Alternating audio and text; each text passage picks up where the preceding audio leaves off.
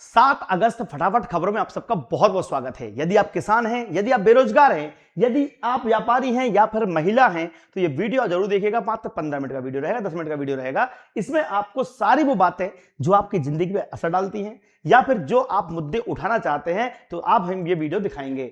सबसे पहले हम बात करेंगे जय श्री महाकाल लिखते हुए। कृष्ण पक्ष नवमी है, आज 7 अगस्त हो चुका है, शुक्रवार का दिन है। तो महाकाल जी के दर्शन करते हुए वीडियो की शुरुआत करते हैं।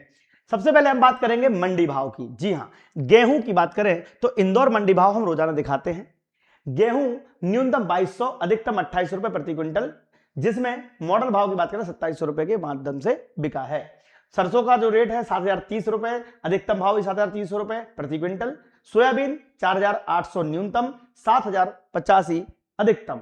चना 5760 रुपए न्यूनतम और 8365 मैक्सिमम। मटर 1700 रुपए प्रति क्विंटल और मैक्सिमम 3315 रुपए प्रति क्विंटल। मूंग 5000 रुपए न्यूनतम और 7055 रुपए मैक्सिमम बिकी है। मक्का 1900 रुपए मिनिमम और 2100 रुपए मैक्सिमम निकला है। तो ये है मंडी भाव आज के इंदौर के। इसी प्रकार मंडी भाव रोजाना देखने के लिए चैनल सब्सक्राइब करें, वीडियो को शेयर करें। आगे बढ़ते हैं। आज हम देखेंगे लाडली बहना योजना का गलत लाभ उठाने पर कितनी सजा मिलेगी।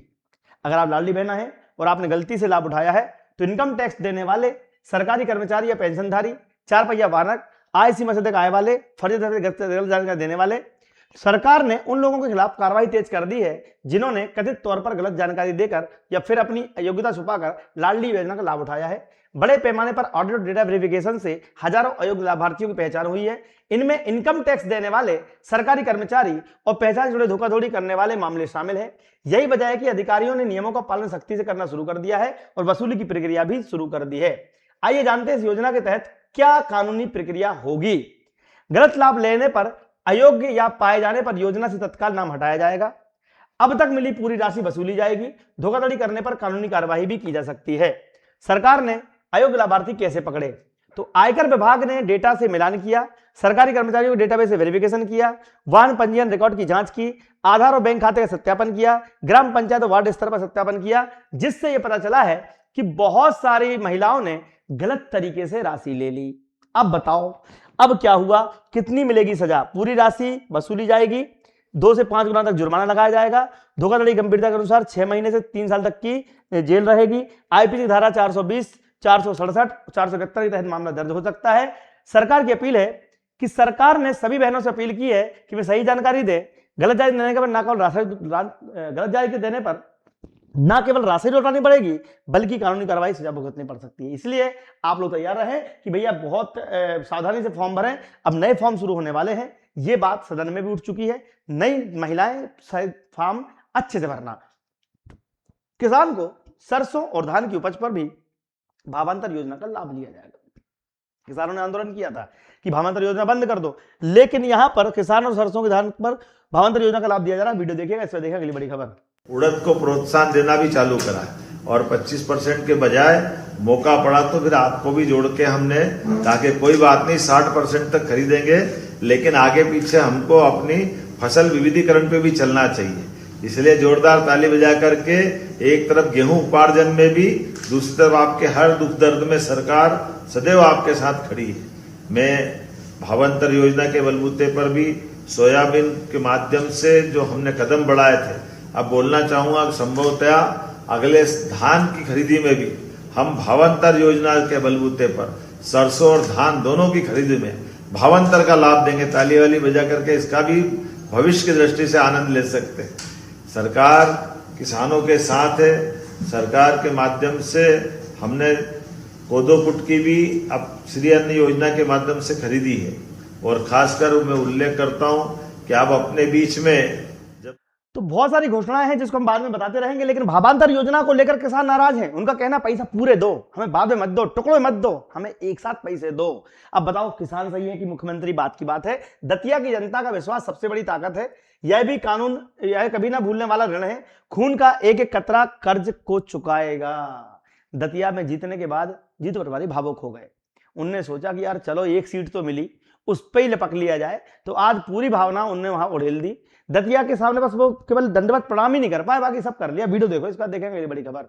मैं हाथ जोड़कर आप सबको प्रणाम करता हूं कांग्रेस पार्टी पे जो दतिया की जनता ने कृपा की है, इसका ऋण मैं जीऊंगा। जीतू पटवारी जब तक उसके शरीर में खून का एक एक कतरा रहेगा, मैं आपकी सेवा करूंगा, कोई कसर नहीं छोड़ूंगा। आपने संजीवनी दी है कांग्रेस पार्टी। मैं आग्रह करता हूं आपसे, कोई ऐसा काम नहीं करेंगे जिससे आपको लगे कि हमने गलत लोगों को सहयोग कर दिया, गलत पार्टी को सहयोग कर दिया। हम न डरेंगे, न किसी से रिवेंज लेंगे, बदला लेंगे। हमारी सरकार भी आएगी तो जो सरकार वालों ने किए मुकदमे लगाए मेरे भाइयों पर, हमें डराया, हमें जेल नहीं। तो ये देखो भैया, यहां पर जेल वेल की बात चल रही है, जीतू पटवारी का नाम चल रहा है। बीना का चुनाव का देखो, जीतू पटवारी जीतने के बाद बहुत खुश हैं, दतिया सीट मिल गई भैया, बहुत मजा आ गया उनको, नरोत्तम मिश्रा को और आशुष जी को हराने के बाद मजा ही आ गया उनको। तो बीना का चुनाव करवा लो, जनता वहां भी तुम्हें धूल चटाएगी। अब बीना में चुनाव होने वाले हैं, या तो वो साल लगता अगले साल ही, उसके बाद लगातार ही होंगे। बीना में भी धूल चटाएगी, उमंग सिंगार को भी विश्वास है। वीडियो देखो, इसका देखें अगली बड़ी खबर। अभी एक चुनाव और बाकी है, सागर के पास एक बीना है। बीजेपी पिछले 2 साल से चुनाव टाल रही है कोर्ट के माध्यम से।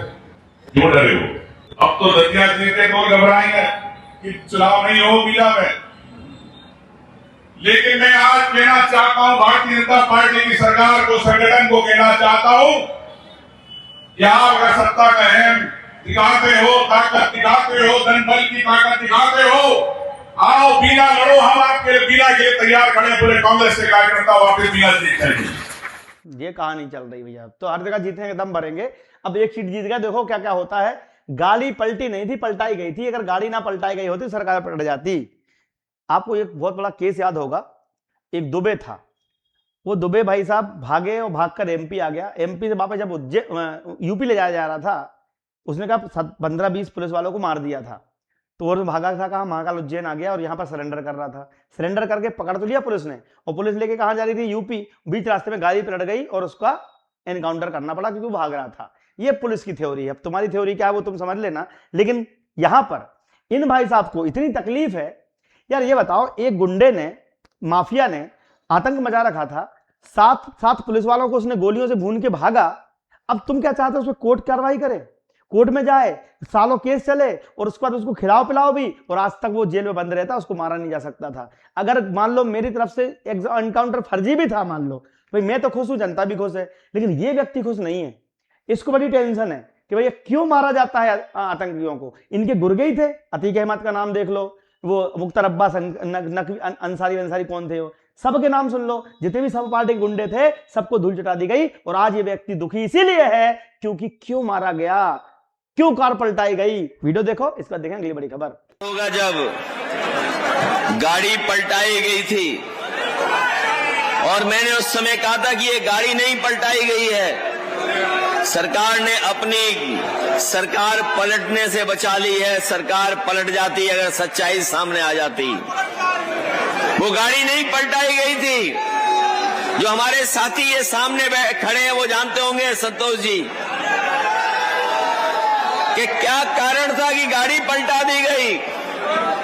और मैं आज भी कहता हूं कि जब कभी सैटेलाइट की इमेजें निकाली जाएंगी, ये जो नई पीढ़ी के लोग हैं, जो नए जमाने के लोग हैं, नई चीजों को जो समझते हैं वो जानते होंगे कि जिस समय सैटेलाइट इमेज निकाली जाएंगी उस समय पता लग जाएगा कि गाड़ी किसने पलटाई है। और न केवल अभी भी इनको इंतजार है कि कब सैटेलाइट इमेज आएगी, कब गाड़ी पलटा पता चलेगा, लेकिन मंदिर के ऊपर बवाल मचा दिया है।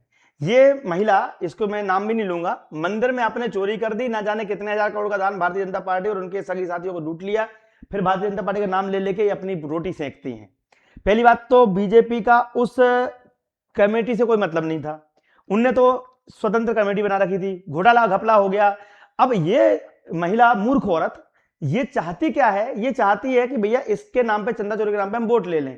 लेकिन जनता को मालूम है कि तुमने गोलियां चलवाई थी साधुओं पर, बाबरी मस्जिद के पहले, बाबरी मस्जिद को तोड़ने के लिए कार सेवक जा रहे थे, तो गोलियां चलवाई थी। आज भी लोगों को याद है, तब तक वो याद रहेगा। याद मिटा दो, आप भी जीत जाओगे। वीडियो देखो, इसका देखें, ये बड़ी खबर। आके सदन के अंदर आके, और अभी आप आ नहीं रहे हैं, जब पूरा विपक्ष चाह रहा है, जब पूरा यूथ चाह रहा है, जब पूरे जेनजी चाह रहे हैं कि आफ्टर ऑल ये कौन जिम्मेदार है जो इतनी बर्बरता बरताई गई हमारे युवाओं के साथ, तो तब तो आप आ नहीं रहे हैं। अब इस तरह की बातें लाकर आप सोसाइटी को डिवाइड करना चाहते हैं, क्योंकि कहीं ना कहीं इतने मुद्दे हैं।